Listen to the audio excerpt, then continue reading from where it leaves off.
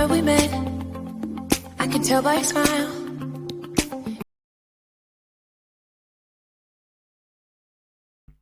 कल हमने थोड़ा सा 12th क्लास की मैट्रिसेस सीखा, उसी को हम आज कंटिन्यू करेंगे। उम्मीद करता हूँ कि सबको थोड़ा बहुत समझ में आया होगा।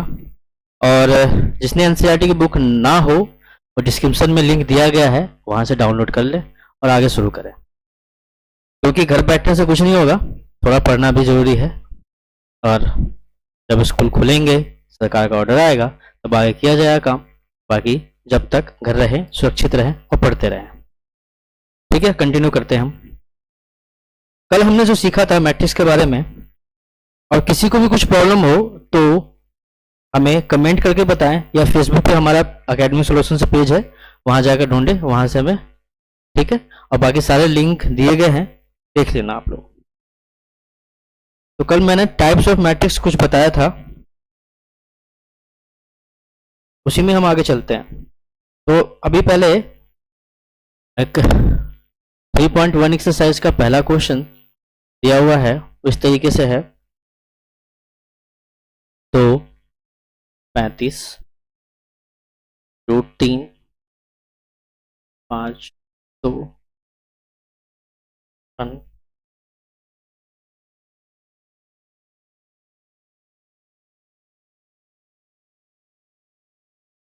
ये दिया हुआ है।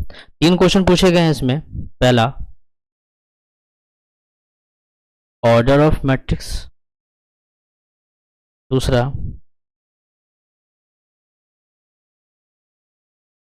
Number of element. तीसरा,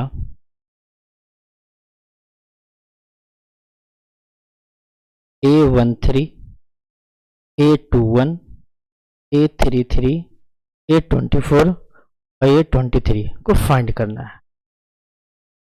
ये सारी चीजें हमें फाइंड करनी है। 3.1 का पहला क्वेश्चन जो दिया हुआ है, पहला देखा है ऑर्डर ऑफ मैट्रिक्स। यही देखते हैं। तो देखो, इसमें आपके पास 3 रो है और 4 कॉलम है, C1 C2 C3 C4, 4 column है। तो आपके पास ऑर्डर ऑफ मैट्रिक्स मैंने बताया था कल कि रो इंटू कॉलम होता है, रो इंटू कॉलम होता है। रो आपके पास 3 है, कॉलम आपके पास 4 है, तो आपके ऑर्डर ऑफ मैट्रिक्स हो गया 3 × 4 की। नंबर ऑफ एलिमेंट मैंने बताया था कि जो आपके पास ऑर्डर होते हैं उसी को आप मल्टीप्लाई कर दो, तो आपके पास नंबर ऑफ एलिमेंट होते हैं। चाहो तो आप काउंट कर सकते हो, तो इतना ही मिलेगा आपके पास। ठीक है, अब आते हैं A13 पर। 13 का मतलब है कि रो आपके पास पहला चाहिए, कॉलम तीसरा। रो आपके पास पहला और कॉलम तीसरा, कहाँ पे? ये रहा। रो आपके पास पहला, कॉलम तीसरा, तो ये रहा आपका 19। ठीक है, रो आपका दूसरा, कॉलम पहला, रो दूसरा, देखिए रो दूसरा ये रहा, कॉलम पहला ये रहा, यहां मिलता है 35। और अब है रो भी तीसरा और कॉलम भी तीसरा, रो भी तीसरा कॉलम भी तीसरा, ये रहा आपके पास -5। ठीक है, 2 4, यानी रो दूसरा कॉलम चौथा। रो तो चाहिए आपको दूसरा, कॉलम चौथा, ये रहा आपके पास 12। ठीक है, रो दूसरा कॉलम तीसरा, रो है आपके पास दूसरा और कॉलम तीसरा, 5/2। तो ये पहला क्वेश्चन आपका पूरी तरह से खत्म है। उम्मीद करता हूं आपको समझ में आया होगा। ठीक है, क्वेश्चन नंबर दूसरा सीखते हैं हम।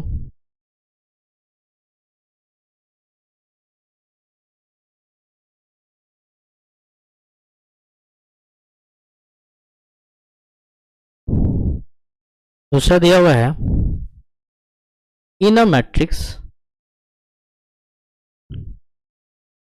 Has 24 element. 24 एलिमेंट हमें बताना है पॉसिबल ऑर्डर। हमें इसके पॉसिबल ऑर्डर बताना है। ठीक है, 24 एलिमेंट है।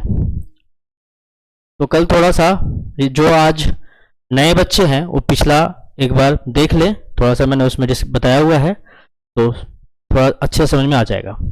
24 एलिमेंट का मतलब इसके इतने पॉसिबल टुकड़े हो जाएं ताकि गुना करने पर 24 ही आना चाहिए।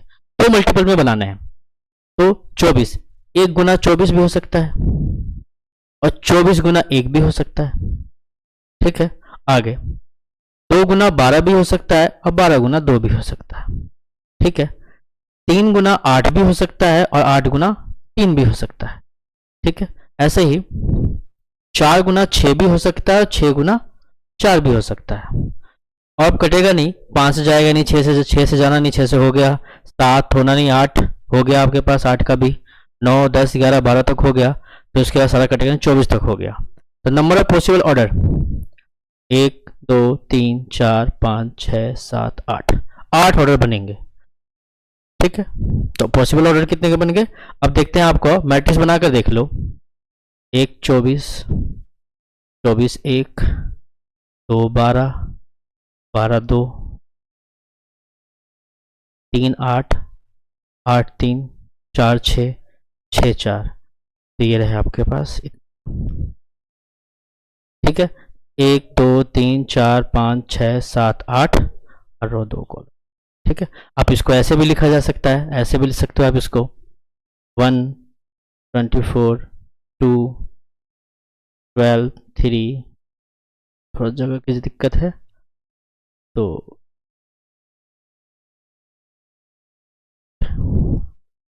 1 24 2 12 3 8 4 6, फिर इधर से 24 1 12 2 8 3 6 4, इसमें आपके पास 2 रो, 1 2 3 4 5 6 7 8, 8 कॉलम ये बनेंगे। ठीक है, ये आपके ऑर्डर्स बन गए। इसमें थोड़ा सा और भी दिया हुआ है, what if it has 13 element, तो अगर 13 एलिमेंट होते हैं तो क्या ऑर्डर है? तो 13 एलिमेंट का जरा मल्टीप्लाई करके देखो क्या बनता है। 13 एलिमेंट है आपके पास,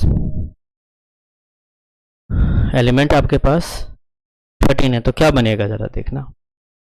देखो 1 गुना 13, 13 गुना 1 के बाद और कुछ तो बनता ही नहीं। ठीक है, यही बनेंगे आपके पास। ठीक है, क्वेश्चन नंबर 3 आप खुद कर लें, इसमें लिखा हुआ है मैट्रिक्स हैज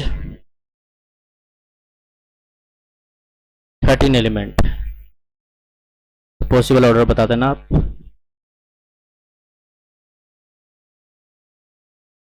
ठीक है,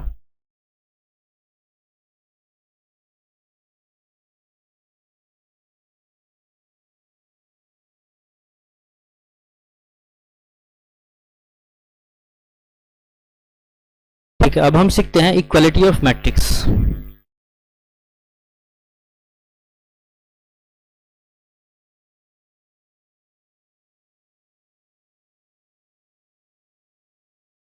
इक्वालिटी ऑफ मैट्रिक्स,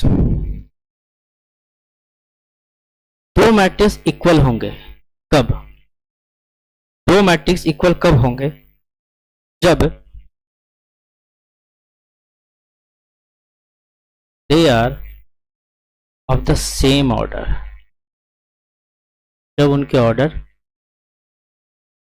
सबसे बड़ी बात कि उनके सेम हो, और ए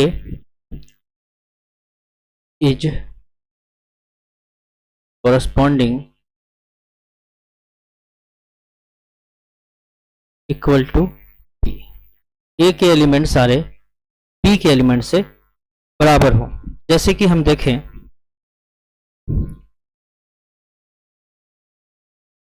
2 3 0 1, ये दिया हुआ है आपके पास, और बी दिया हुआ है आपके पास 2 3 0 1, ए बराबर बी है, क्योंकि इनके दोनों के एलिमेंट इक्वल है, कॉरस्पॉन्डिंग बिल्कुल इक्वल दे रहा है, इनके ऑर्डर इक्वल हैं और एलिमेंट भी इक्वल हैं, तो ये दोनों सेम में है। लेकिन अगर ऐसा लिखा हुआ हो 4 5 6 1,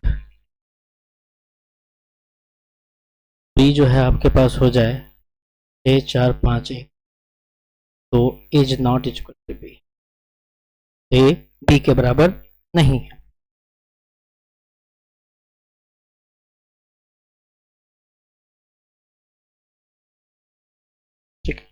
अब एक क्वेश्चंस करते हैं हम जरा, इसी तर्ज पर एक क्वेश्चन करके देखते हैं। एग्जाम्पल नंबर 4 है आपके बुक से। x plus 3 minus 6 b minus 3 z plus 4 a minus 1 minus 21 2y minus 7 0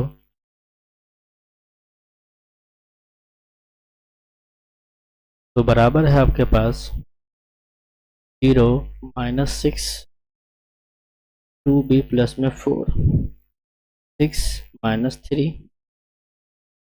21 3y minus 2 2c 2 ये है।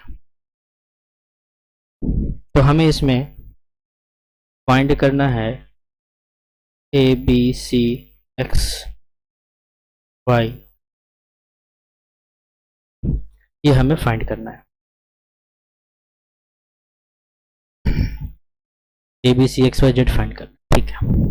अब देखो हमारे पास a और इक्वल b होना चाहिए। देखो जरा एलिमेंट 3 यहाँ भी, 3 यहाँ भी, 3 यहाँ भी, लेकिन सारे ऑर्डर चेक करोगे इसका तो 3 इंटू 3 का है, इसमें भी 3 इंटू 3 का है।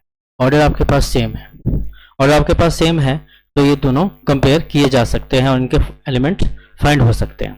तो पहला पहले के साथ, पहला एलिमेंट पहले के साथ, तो x प्लस 3 बराबर 0 है, तो x बराबर 0 माइनस 3 आएगा, ठीक है।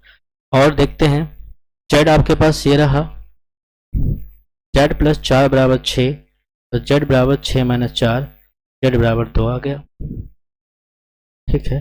और y का भी है आपके पास 2y माइनस का 7 बराबर 3y माइनस का 2, ठीक है। इधर इधर जो भी ला सकते हो उधर से आया, 3y माइनस का 2y, ये हो गया माइनस का 5, ठीक है। यहाँ हो गया। और देखते हैं a माइनस 1 जो है इसके कंपेयर में जाएगा, a minus 1 is equal to minus 3, a बराबर माइनस 3 प्लस में 1, a बराबर माइनस 2, ठीक है। अब ये बचा है आपके पास, तो b माइनस 3 2b प्लस में 4 को इधर ले आओ,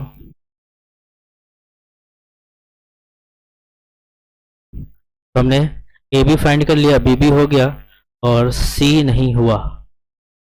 c आपके पास ये रहा 0 बराबर 2c प्लस में 2, 0 माइनस 2 बराबर 2, माइनस का 2 डिवाइड बाई 2 c बराबर आया, ठीक है। सारे आंसर चेक कर लेना, सही होंगे।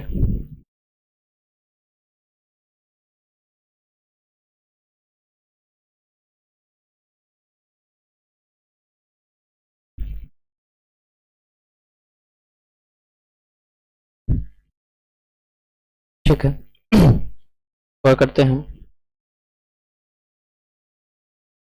2a प्लस में b, 5c minus d, a minus 2b और c प्लस में 3d बराबर 4 11 माइनस 3, ये है। देखो ए भी आपके पास 2 इंटू 2 की मैट्रिक्स है, ए भी आपके पास 2 इंटू 2 की मैट्रिक्स है, यानी दोनों में कंपैरिजन पॉसिबल है। अगर मैट्रिक्स ऑर्डर में सेम नहीं होते दोनों में कंपैरिजन पॉसिबल नहीं होता। तो पहला हम देखेंगे 2a प्लस में b बराबर में 4, यहाँ से आप देखोगे a माइनस 2b बराबर में आया माइनस का 3। पहले हम इसको ही कंपेयर कर लेते हैं। देखो चाहो तो अपने 10th की तरह जैसे भी आपको इसको एक ऑर्डर इक्वल कर लो, एक की वैल्यू निकाल के दूसरे में पुट कर लो, काम हो जाएगा। अगर मैं इसमें 2 से मल्टीप्लाई कर देता हूँ, 2a माइनस 4b बराबर माइनस का 6, कंपेरिजन कर दो, 2a माइनस का 4b बराबर माइनस का 6 हो गया, 5b बराबर 10, तो b बराबर 2, b बराबर 2 आ गया। b का मान कहीं पुट कर सकते हो आप,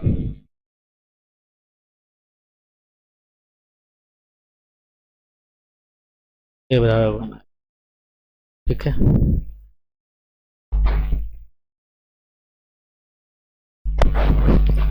ठीक है, आगे देखते हैं कितना हो गया। अब नीचे वाला फाइंड करते हैं, तो देख लेना।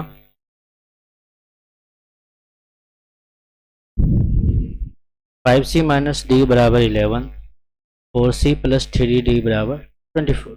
यहाँ भी आप इक्वल कर सकते हो, देखो यहाँ 3 है, यहाँ 3 नहीं है, 3 से मल्टीप्लाई कर सकते हो, तो 15c माइनस 3d तो ले आओ 4c प्लस में 3d बराबर, इसमें जोड़ने घटाने की जरूरत नहीं है, सीधा प्लस माइनस एक जैसा मिला हुआ है, सीधा कर दो 11c।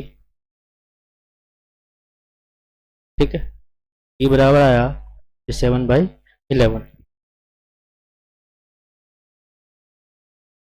ठीक है गड़बड़ तो नहीं है।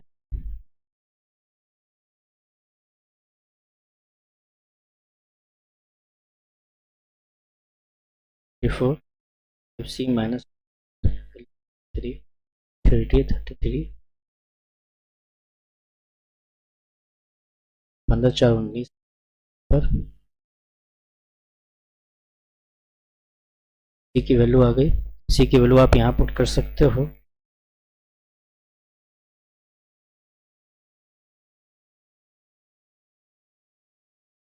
फोर। ठीक है,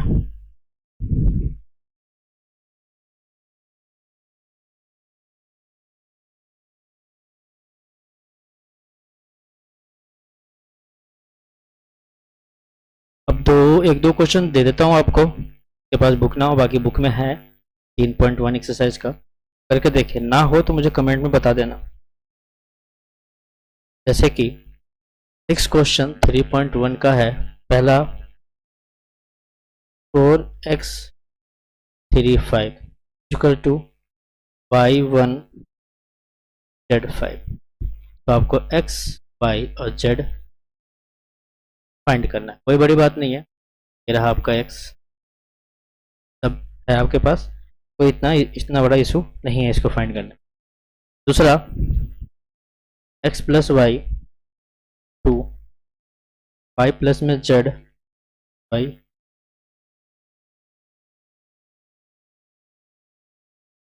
6528। तो क्वेश्चन है ये, इसको भी इतना बड़ा इशू नहीं होना चाहिए आपके पास फाइंड करते वक्त। ये रहा इसके साथ, ये रहा इसके साथ, 5 प्लस जेड बराबर 5, जेड बराबर 0, x प्लस वाई बराबर 6 है, यहाँ से x इंटू वाई बराबर 8 है। ठीक है, आप चाहो तो अपने हिसाब से मान भी सकते हो वैल्यू कि x बराबर 4 और y बराबर 2, या y बराबर 4 और x बराबर 2, ऐसा भी फाइंड हो सकता है। ठीक है, अदरवाइज इसको सॉल्व करना पड़ेगा, आप इसको सॉल्व कर लेना। ठीक है,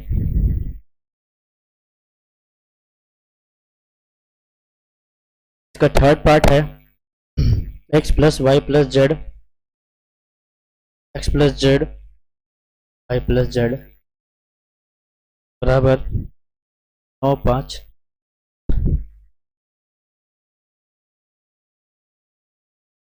ठीक, तो comparison x plus y plus z बराबर में 9, x प्लस जेड बराबर में 5, y प्लस जेड बराबर में 7।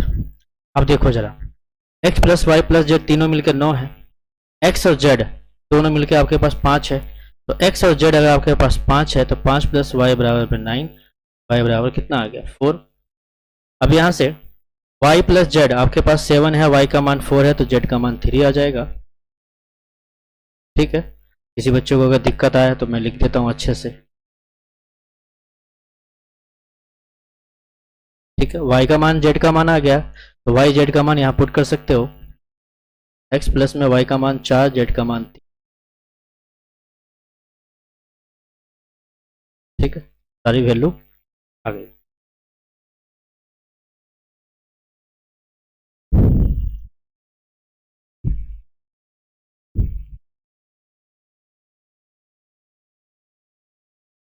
एक आपके पास 7 क्वेश्चन है,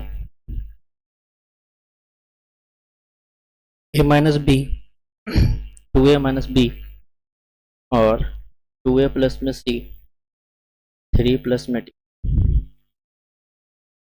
बराबर है -105 एंड 30। ठीक है, हमें इसमें से ए बी सी डी की वैल्यू निकालनी है।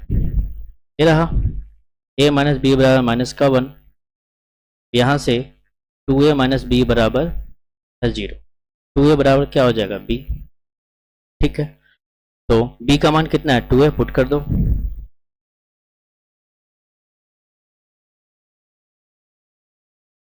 a का मान आ गया, अगर a का मान 1 आ गया तो b का मान 2 आ गया। ठीक है, अब ऐसे ही दूसरा भी फाइंड कर लेते हैं।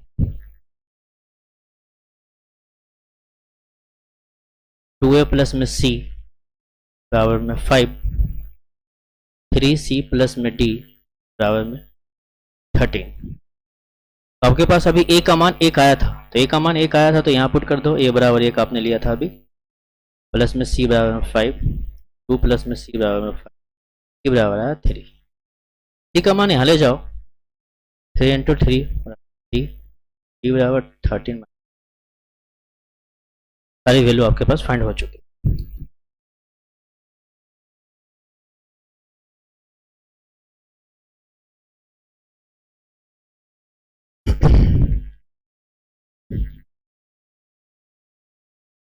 एक 8वां क्वेश्चन है आपके पास, a बराबर aij m into n is a square matrix if m बड़ा है n से, b m बड़ा है n से, c m बराबर है n से, d ये दिया हुआ।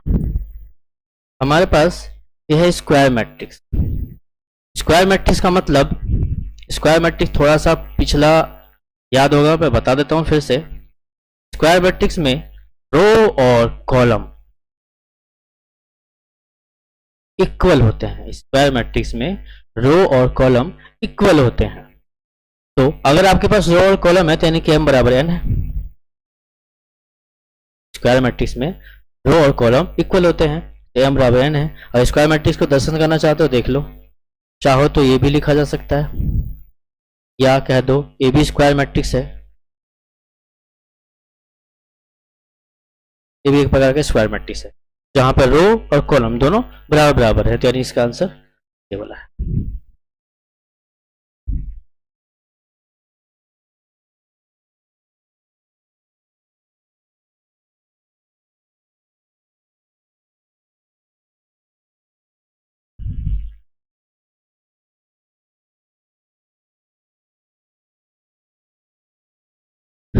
ठीक है, बाकी आपके पास आगे 1-2 क्वेश्चन बचे हैं, खुद देखिएगा। ठीक है, कीजिएगा, कुछ नहीं हो तो कमेंट में बताइएगा, फिर मैं देखता हूँ क्या है।